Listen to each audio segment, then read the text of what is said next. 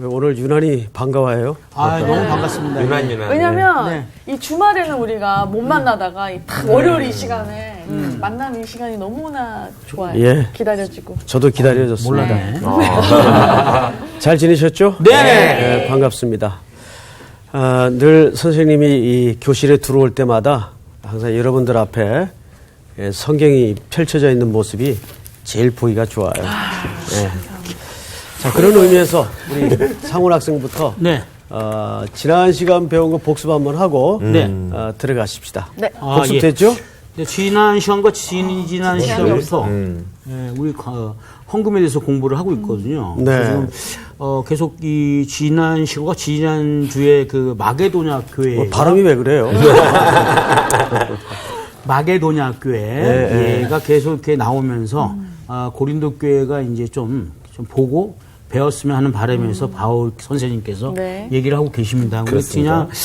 그러면서 계속 그 헌금, 받은 헌금에 대해 한 8가지 정도 좀 얘기를 해주셨거든요. 그러니까 지난주에 한 두세 가지, 세네 가지 얘기해 주셨고, 그 다음에 지난주에 또 나머지 또 8가지를 다 얘기를 해 주셨는데, 일단은 첫 번째 8가지 우리가 기억을 해야 될 게, 감사한 마음으로 헌금하는 게 가장 기본적인 거고요. 그리고 자원하는 마음, 두 번째, 자원하는 마음으로 헌금을 하되 기쁜 마음. 기쁜 마음. 기쁘지 않으면 헌금 안 해도 돼요, 그때는. 자기가 기뻤을 때 헌금해야 됩니다. 그리고 세 번째, 관대한 마음을 가졌어요. 관대한 마음을 가지고 너그러운 마음을 갖고 좀 사람들과 되게 헌금할 수 있게끔 그러면 헌금을 하는 게 제일 중요하고요. 그 다음에 네 번째 희생하는 마음. 그렇죠. 희생하는 마음으로 그렇게 헌금했으면 좋겠고 다섯 번째 뭐가 있나요? 성도 간의 교제. 그거는 이제 맨 뒤로 나가고요. 다섯 번째는 이제 계획. 그게 순서인가요? 그렇죠.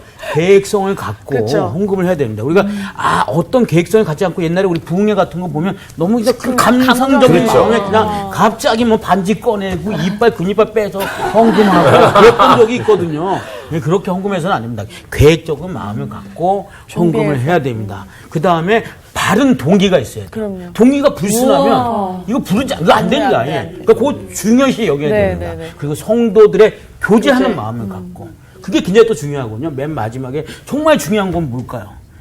구원받은 그런 감사함. 구원의 감사함과 어떤 표정, 징표 같은 거죠. 어떤 그런 것들. 그런 걸 고백하는 마음으로. 그렇죠. 아주 부여성이 좋아요. 이렇게 해서 우리 헌금. 웬일입니까? 야, 대박. 어제 감동하고 들었어, 지금. 우리 같이 하자, 계속. 아니, 몇 가지만 생각나고 생각하기 가물가물 했던 게 있는데 완전 딱 정리되니까 다시 들어와요. 네. 복습을 위해 사는 사람 같아요. 어떻게 하셨지? 오늘 분량 다 된 거죠? 네, 다 끝났습니다. 특별히 지금 얘기한 열거된 항목은 사실 구분되어질 항목은 아니고 우리가 이론으로 나누자면 그런 8가지 속성을 나눌 수가 있다 그 말이지 어느 건 하고 어느 건 안 하는 그런 개념은 아니에요. 그렇죠. 자, 우리 박수 한번 하십시오. 역시 반장. 오늘 수업 고린도후서 19강 디도의 역할. 이제 오늘은 고린도후서 8장 부분을 마치도록 하겠습니다. 8장 16절서부터 24절까지 두 절 읽고 나머지 한 절은 같이 읽도록 하죠. 자, 오늘은 수희 학생부터 읽읍시다. 네. 너희를 위하여 같은 간절함을 디도의 마음에도 주시는 하나님께 감사하노니 그가 권함을 받고 더욱 간절함으로 자원하여 너희에게 나아갔고 또 그와 함께 그 형제를 보내었으니 이 사람은 복음으로써 모든 교회에서 칭찬을 받는 자요. 이뿐 아니라 그는 동일한 주의 영광과 우리의 원을 나타내기 위하여 여러 교회의 택함을 받아 우리가 맡은 은혜의 일로 우리와 동행하는 자라. 이것을 조심함은 우리가 맡은 이 거액의 연보에 대하여 아무도 우리를 비방하지 못하게 하려 함이니 이는 우리가 주 앞에서뿐 아니라 사람 앞에서도 선한 일에 조심하려 함이라. 또 그들과 함께 우리의 한 형제를 보내었노니 우리는 그가 여러 가지 일에 간절한 것을 여러 번 확인하였거니와 이제 그가 너희를 크게 믿음으로 더욱 간절하니라. 디도로 말하면 나의 동료요 너희를 위한 나의 동역자요 우리의 형제들로 말하면 우리 교회의 사자들이요 그리스도의 영광이니라. 그러므로 너희는 여러 교회 앞에서 너희의 사랑과 너희에 대한 우리의 자랑의 증거를 그들에게 보이라. 네. 좀 내용이 굉장히 그 구조 자체가 복잡하기 때문에 네. 이제 이런 기회를 통해서 도대체 여기에 바울이 설명한 이 내용이 전부 뭘 얘기하는 걸까? 이걸 좀 자세히 배우는 시간을 갖도록 하죠. 네. 선생님이 지지난 시간에 이런 얘기를 했어요. 하나님의 일을 잘 하려고 하지 마라. 그러면 요것만 들을 때는 이게 무슨 소리지 할 텐데 잘하는 것보다 더 중요한 게 뭐라 그랬죠? 광호 학생. 잘하는 것보다 더 중요한 거는 글쎄 최선을 다하는 게 아닐까요? 죄송합니다. 함께 하는 거? 왜 하는지. 왜 하는지. 이렇게 가물가물했을까? 우리가 보통 잘하려고 하면 과욕이 나오고 실수가 네. 벌어지죠. 성경에 그런 실제적인 인물들이 많습니다. 잘하는 것보다 더 중요한 게 맡긴 일에 충성하는 겁니다. 충성. 이게 진짜 잘하는 거예요. 충성이라는 게. 잘하려고만 하면 자기 분한을 넘어서게 됩니다. 하나님이 원하는 일이 아니에요. 네. 제가 지난 여름이군요. 지난 여름에 타이완, 대만이라 그러죠. 보통 네. 대만에는 그 타이베이 수도가 있고 네. 저 남쪽으로 까오슝이 있어요. 근데 까오슝에서 더 내려가면 우리나라로 치면 저 남쪽에 그 토말 같은 지역이죠. 완전히 끝입니다. 거기에 가면 그 남주라는 지역이 있습니다. 남주. 이름이 남주인데 거기 이제 우리 청년들이 거기까지 이제 퍼져서 선교를 하기 때문에 타이베이에서 열차를 타고 까오슝에 내려가서 거기서 차를 타고 저 남주까지 또 내려갔어요. 내려갔더니 그 지역의 어느 교회 장로님인데 말이 한 50필 있어요. 그러니까 말 농장주예요. 말 근데 붙였다, 말 이분은 이렇게 이론으로 말을 배운 분이 아니고 온몸으로 말을 실전에서 평생 키우면서 말을 공부한 분이에요. 네. 그러니까 타이완에서는 저분이 말에 대해서 최고 1인자입니다. 그 무슨 학위 같은 건 없지만 이게 이제 저 장로님이신데 크리스찬이죠. 점심 초대를 받아서 그 말 농장 안에 좋은 식당이 있더라고요. 이제 초대가 되어서 앉아 대화를 하는데 그 식당 그 담벼락에 실제 말 모양의 실제 말 크기 크기의 그 조형물이 그 말이 얼마나 큽니까 가까이서 보면. 근데 실제 말 크기로 조형물이 이렇게 만들어져 있는 거예요. 그래서 이제 하도 신기해서 저게 무슨 말입니까 그랬더니 자기가 가장 아끼는 말이래요. 근데 그 말은 죽었어요. 그래서 그 말을 그리워해서 거기다가 똑같이 만들어 놓은 거예요. 그러면서 이분이 식사는 나왔는데 안 드세요? 식사를 하지 않고 말에 대해서 계속 얘기하는. 많은 말을 하시는데 말. 그러니까 말에 대해서 말을 하시니까는 제가 식사를 할 수가 없잖아요. 그렇죠. 예. 거의 1시간을 설명을 들었어요. 아이고. 근데 제가 깜짝 놀란 게, 가장 충성스러운 동물이 말이랍니다. 몇 가지 특징을 드는데, 첫째, 말은, 자기 아픈 것을 절대 내색을 안 한대요. 주인이 등에 타 있는 동안에는. 신기하죠? 절대 자기 고통을 내색 안 하고, 두 번째는 주인이 자기 등에 딱 타면 아주 가녀린 떨림까지도 일체감을 가지고 같이 움직인대요. 주인의 떨림에. 그렇구나. 그만큼 충직스럽고, 세 번째는 어떤 상황 속에서도 주인을 해코지하는 일이 없답니다. 이 말은. 이렇게 세 가지를 설명을 하시더라고요. 그래서 이제 말 끝에 말하면 안 타볼래요? 그러더라고요, 저를 보고. 그래서, 싫다고. 저는 말 때문에 한번 혼난 적이 한 2번 있어요.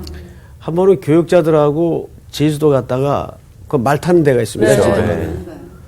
근데 이게 아래서 보는 거하고 올라가서 잔등에 실제 올랐던 거하고 높죠. 많이 이게 아찔하죠. 높이가 맞아요. 장난이 아니에요. 게다가 이게 이제 뛰면서 움직이잖아. 그렇지. 엉덩이가 아파요. 그거 몇 분 안 도는데도 가이드가 있는데도 겁나더라고요. 제가 왜 처음부터 이 말 얘기를 하냐 하면 이 말이 그만큼 충직스러운 동물이라는 거죠. 자, 오늘 이제 우리가 본문에서 세 사람을 이야기를 할 겁니다. 네.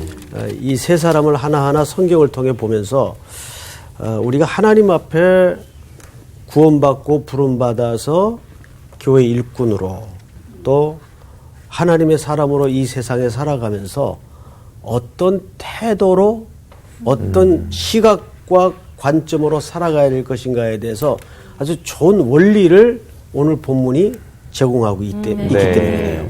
자, 우선 16절을 한번 볼까요? 네. 16절, 오늘 본문 첫 절이죠. 너희를 위하여 같은 간절함을 디도의 마음에도 주시는 하나님께 감사하노니. 자, 지금 이 본문의 구조를 좀 알고 들어가십시다. 지금 사도 바울이 고린도 교회 성도들에게 편지를 쓰면서 헌금 얘기를 계속 지금 하고 있어요. 근데 이 헌금 이야기는 마게도냐에 있는 교회들의 어떤 예를 들어서 헌금 얘기를 지금 가리키고 있는 거예요. 이유는 1년 전에 사도 바울과 고린도 교회 성도들이 관계가 틀어지기 전에 어디에 헌금을 모아서 돕자고 계획을 했었어요. 근데 이제 그 사이에 이제 서로 오해가 발생하고 좀 피차 연약한 관계로 큰 분란이 일어났었죠. 그래서 그 사역이 잠시 중단되었던 적이 있습니다. 이제 물론 지금은 그 관계가 회복이 된 상태예요. 이제 그런 관점에서 이제 그 프로젝트, 중단되었던 어딘가를 돕는 프로젝트를 다시 재개하는 차원에서 지금 이야기를 하는 겁니다. 자, 16절을 보시면 너희를 위하여 같은 간절함을 기도의 마음에 주시는 하나님께 감사한다. 자, 여기 첫 번째 인물이 누굽니까? 디도죠. 디도라는 인물은 참 신비스러운 인물입니다. 자주 고린도 전후서를 공부하면서 등장했던 인물이죠. 네. 디도는 제일 중요한 캐릭터가 있어요. 바울이 선교나 목회를 하면서 복음을 전하면서 얼마나 힘든 일을 많이 겪었습니까? 네. 그리고 도저히 자기가 손댈 수 없는 문제를 많이 만나요. 네.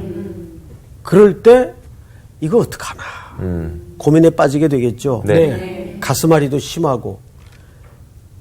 여러분들은 그렇게 힘들 때 제일 먼저 생각나는 사람이 혹 있습니까? 아주 힘이 들 때 제일 먼저 생각이 나는 사람. 사람으로요? 그렇죠. 사람으로.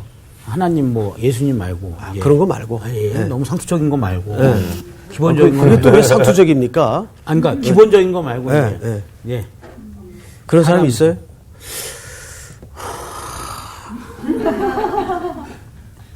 없으면 없다 그러고. 저는 부모님한테 항상 먼저 말씀드리는 편인 것 같아요. 그 문제에 그래요? 대해서 같이 얘기해 주시고 또 기도해 주시고 하시니까 네. 아, 좋죠. 네. 아주 뭐 가장 이상적인. 그치. 저는 아내인 것 같아요. 아내. 예. 네. 보통 그렇죠. 네, 아내랑 얘기를 많이 하니까. 그러나 이제 배우자. 부모님이나 아내는 모든 걸 같이 할 수 있는 건 아니잖아요. 그렇죠. 그렇죠?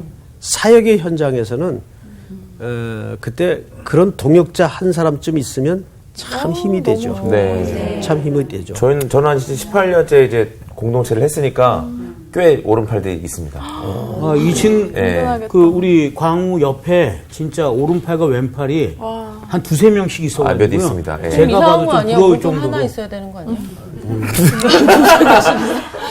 그렇다면 우리 광호 학생은 잘 사는 거예요. 네, 잘 사는 거예요. 부럽다, 야.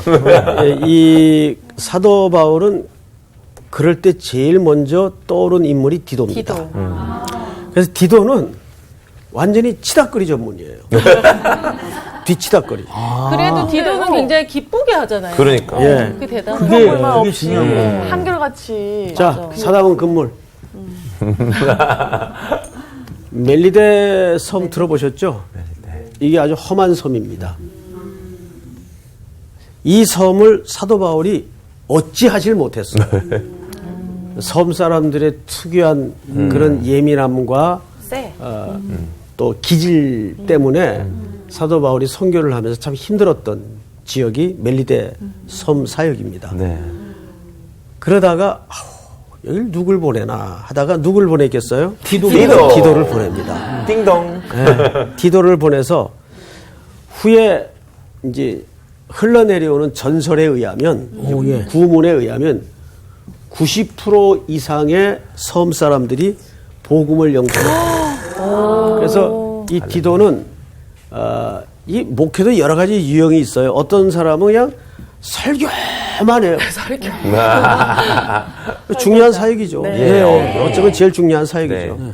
그래서 설교로서 목회하는 사람이 있고 어떤 사람은 봉사? 인격. 인격.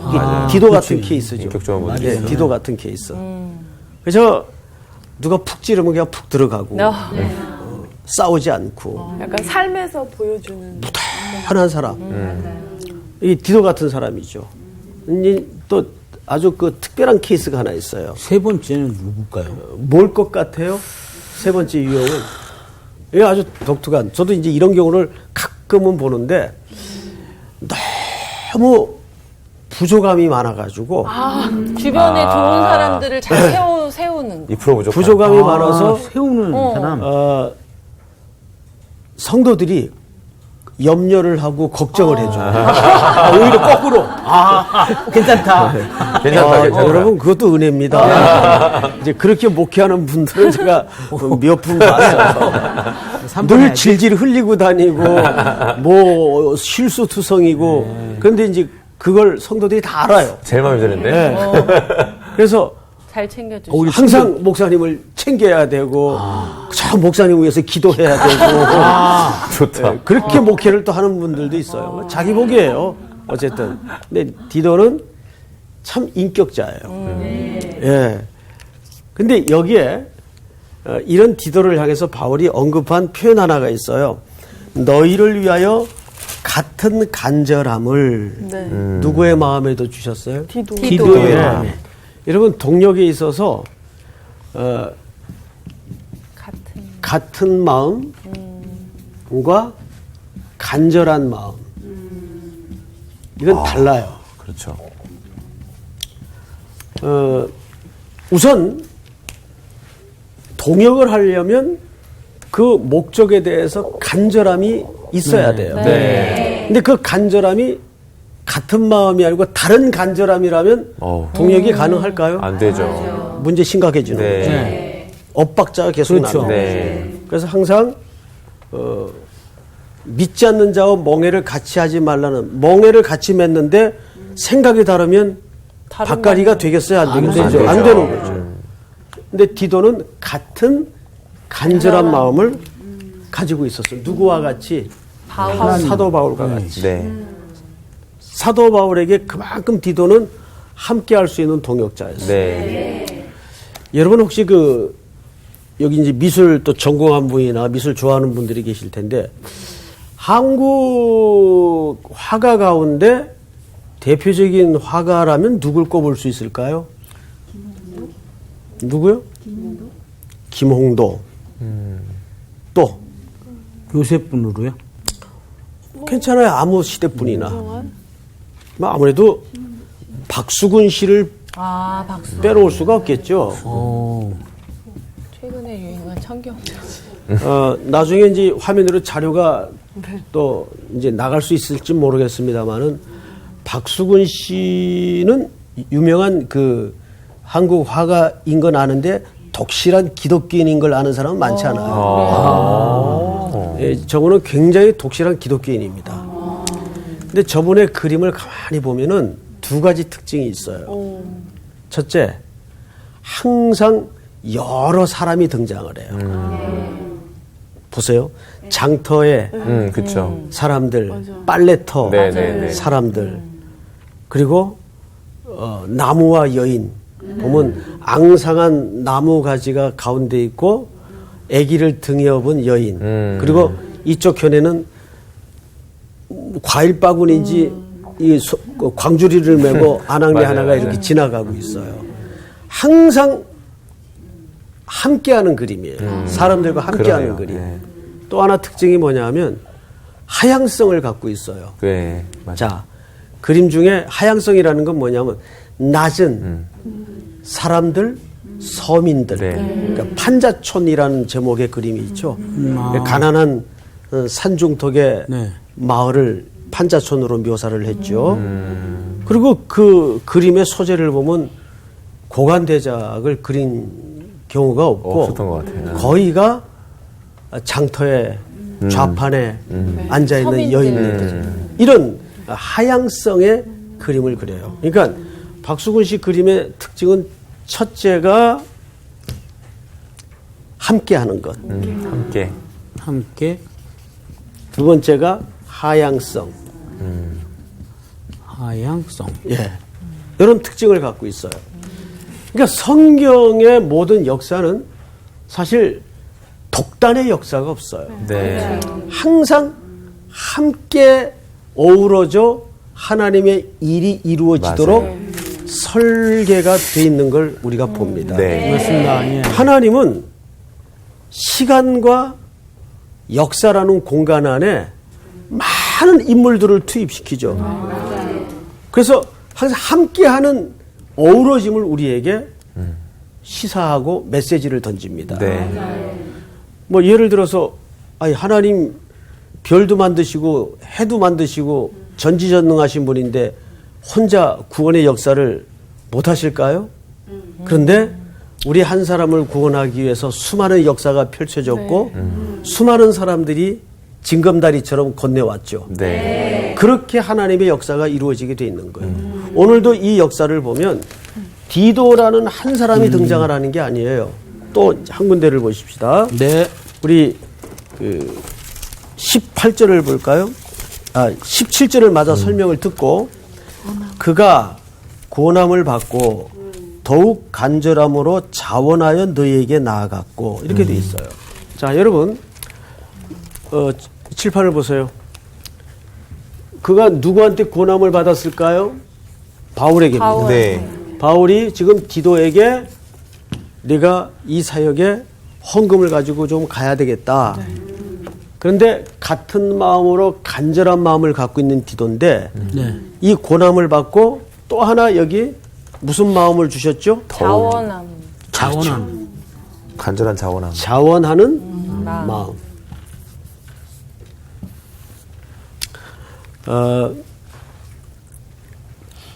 교회에서 어떤 사명을 맡거나 일을 맡을 때는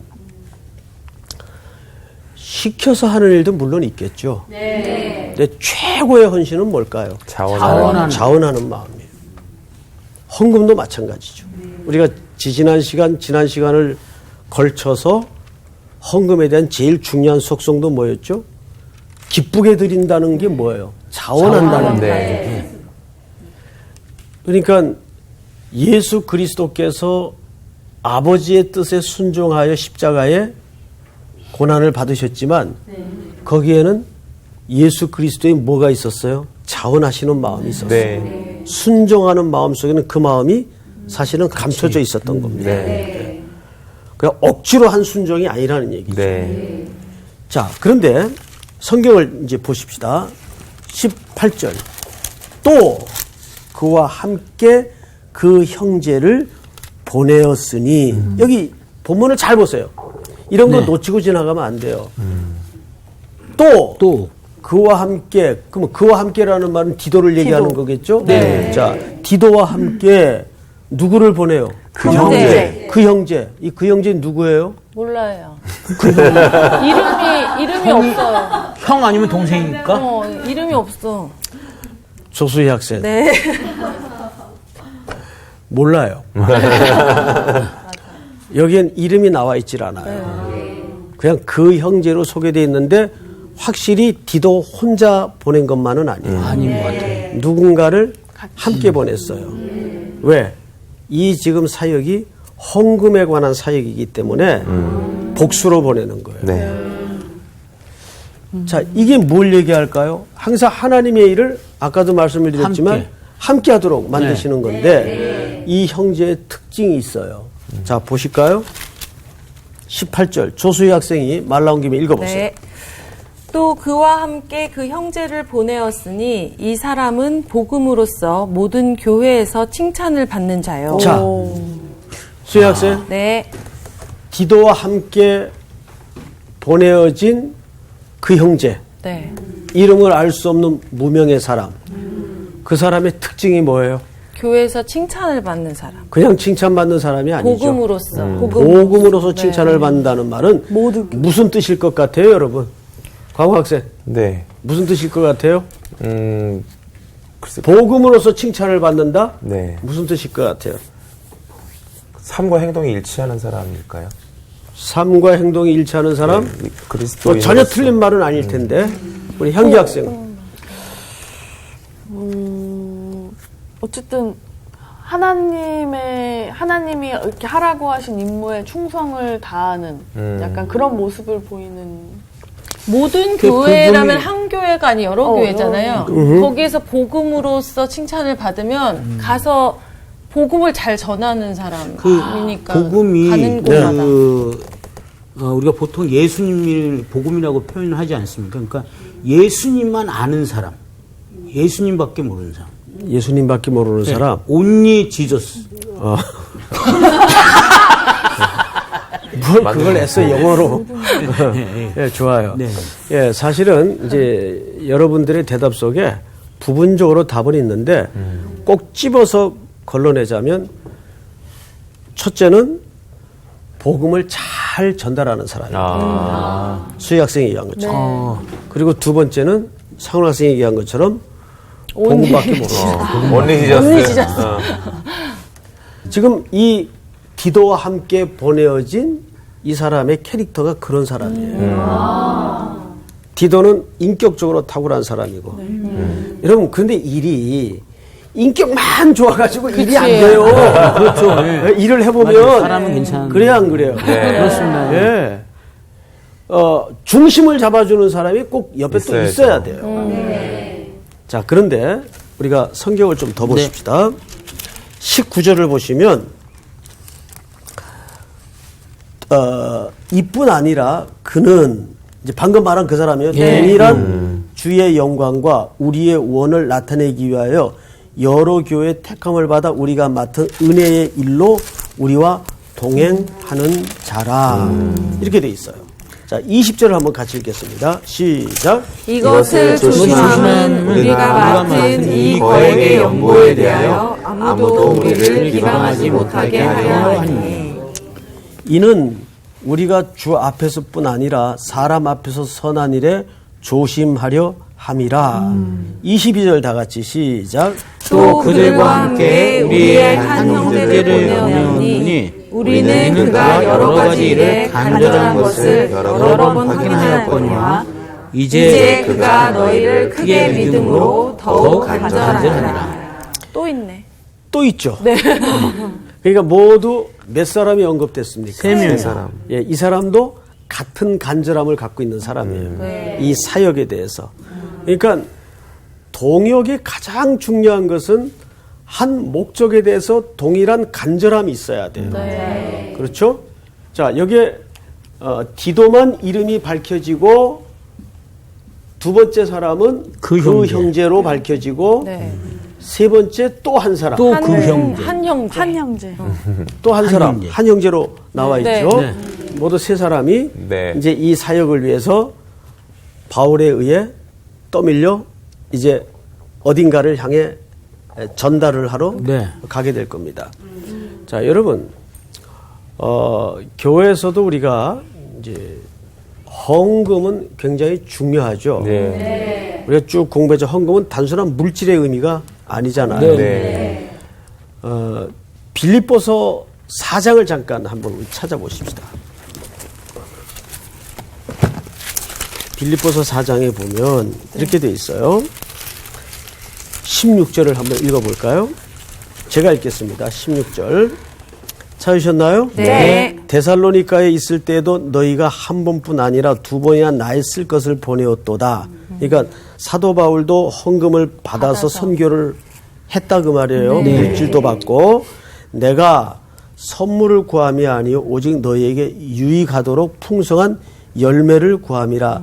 내게는 모든 것이 있고 또 풍부한지라 이렇게 돼 있어요. 내게는 모든 것이 있고 또 풍부하다. 이게 무슨 말일까요? 자, 저를 봐요. 여기서 바울이 데살로니가 교회 성도들에게 헌금과 물질을 받고 내게는 모든 것이 있고라는 말은 이 있고가 헬라 말에 앞에 초라고 써 있어요. 앞에 초. 앞에 총이 아니고 앞에 초. 이게 헬라 말인데 이게 무슨 뜻인가 하면 너희들이 보낸 헌금과 너희들이 보낸 물질에 대해서 내가 영수한다 그 말이에요. 그게 있고라는 말이에요. 그 말은 우리도 이제 교회에서 재정이 나가면 반드시 거기에 대한 증빙이 있어야 되겠죠. 영수 단돈 얼마짜리라도 그 증빙이 필요한 이유는 피차의 건강을 위해서입니다. 네. 그리고 그 증빙이 필요한 이유는 이것이 액수의 문제가 아니라 바른 방향으로 쓰여졌는가를 확인할 수 있는 유일한 단서가 되기 때문에 네. 일반 재정도 우리가 함부로 쓸 수 없지만 더더군다나 이것은 성도들의 마음을 담고 은혜를 담은 나눔의 역사란 말이에요. 그것이 함부로 쓰여져서는 안 되겠죠. 그래서 반드시 앞에 초 있고라는 말은 난 풍부하게 다 가지고 있다 이런 개념이 아니고 나는 너희들이 받은 것에 대해서 영수했다.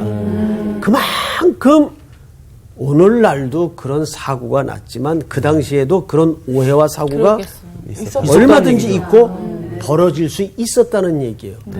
바울도 그런 오해를 받았습니까? 안 받았습니까? 받았습니다. 그래서 고린도 교회 성도들과 좀 오해도 생겼고 그래서 반드시 바울이 자기의 경험을 근거로 이런 헌금을 어떤 사역을 위해서 보내거나 전달을 할 때 한 명을 안 보내. 한 명을 보내는 게 아니라 복수로 보내는 거예요. 함께 보내는 거예요.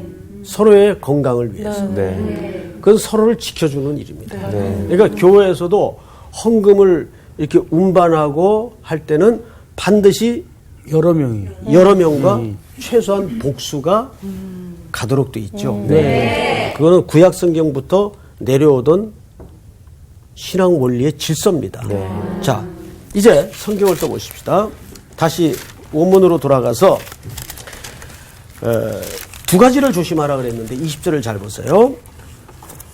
이것을 조심함은 우리가 맡은 이 거액의 연보에 대해 아무도 우리를 뭐하지 못하게 하려 함이라? 비방하지 못하게. 여러분, 메시지가 중요하지만 메시지만큼 누구도 중요합니까? 메신저. 당연하죠. 메신저도 중요하죠. 메시지가 중요하면 그 메시지를 전달하는 메신저도 중요한 거예요. 네. 그 우리는 복음의 뭡니까? 메신저. 메신저예요. 그러니까 이 연보는 단순한 재정이 아니에요. 네. 여기에는 성도들의 고백이 담고 마음이 담아지고 삶이 담아진 하나님의 은혜를 전달하는 거란 말이에요. 네. 그런 차원에서 거기에 윤리적인 문제가 벌어져서는 안 되죠. 안 되겠죠. 절대 있어서는 안 되겠죠. 자, 이거를 조심을 시키고 또 하나는 21절을 잘 보세요. 이는 우리가 주 앞에서뿐 아니라 사람 앞에서 선한 일에 조심하려 함이라. 그러니까 높은 윤리적 수준을 요구하죠. 네. 자, 그러면 오늘 이 8장 마무리까지를 쭉 정리를 해보면 세 가지로 요약될 수가 있는데 보십시다. 사도 바울이 성도들에게 헌금에 대한 주제를 설명하면서 세 가지로 마무리를 하고 있습니다. 첫째가 일꾼의 덕목이 첫째가 같은 마음으로 뭐 해야 돼요? 간절한 마음이 있어야 돼요. 이게 첫 번째 덕목이에요. 같은 마음으로 간절한 마음. 그 다음에 두 번째가 자원하는 마음. 그리고 세 번째가 간절한 마음과 같은 마음만 있다고 되는 게 아니고 높은 윤리 수준. 윤리 수준을 지켜야 된다는 얘기예요. 오늘날 우리가 신학 때문에 욕을 먹는 게 아니잖아요. 네. 뭐 때문에 욕을 먹죠? 윤리. 세 번째 때문에 욕을 먹는 거 아니에요. 다 자원하는 마음도 있고 간절한 열망도 다들 있어요. 근데 결국 여기서 무너지지 않습니다. 높은 윤리 수준. 더더군다나 인터넷 시대가 도래하면서 이제는 유리알 같은 세상이 됐어요. 다 조금만 두들기면 20년 전 것까지 다 드러나요. 어마어마한 흔적들이 돌아다녀요. 네. 그만큼 우리에게 더 투명성을 요구하는 시대가 이미 들어와 있다는 얘기예요. 네. 이게 어떤 의미에서는 참 불행한 시대지만 어떤 의미에서는 우리가 더 조심해야 될 시대가 아니에요. 네. 왜?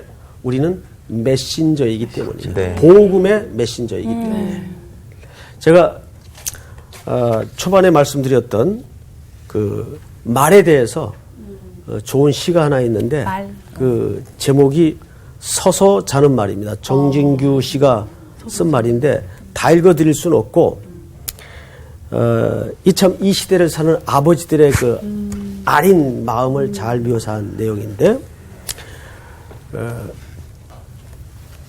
한 번 다 생략하고 중간에서부터 읽어드리겠습니다. 나는 넘어지지 않으려고 길을 쓰고 살았다. 한 번 넘어지면 그뿐 일어설 수 없다고 세상이 가르쳐 주었기 때문이다. 잠들어도 눕지 못했다. 나는 서서 자는 말. 이게 이제 아버지들이 살아냈던 이 험난했던 시대의 아버지들의 삶에 대한 태도였어요. 서서 자는 말. 얼마나 좀 마음이 아프죠. 맞습니다. 네. 그만큼 아버지들은 시대 앞에 충성했고 또 자식들 앞에 충성하려고 살았어요. 그렇다면 우리가 그리스도의 뭐가 돼야 될까요? 서서 자는 말. 서서 자는 말. 충성스러운 일꾼들이 될 수 있기를 바랍니다. 네. 오늘 공부는 여기서 마치겠습니다. 감사합니다.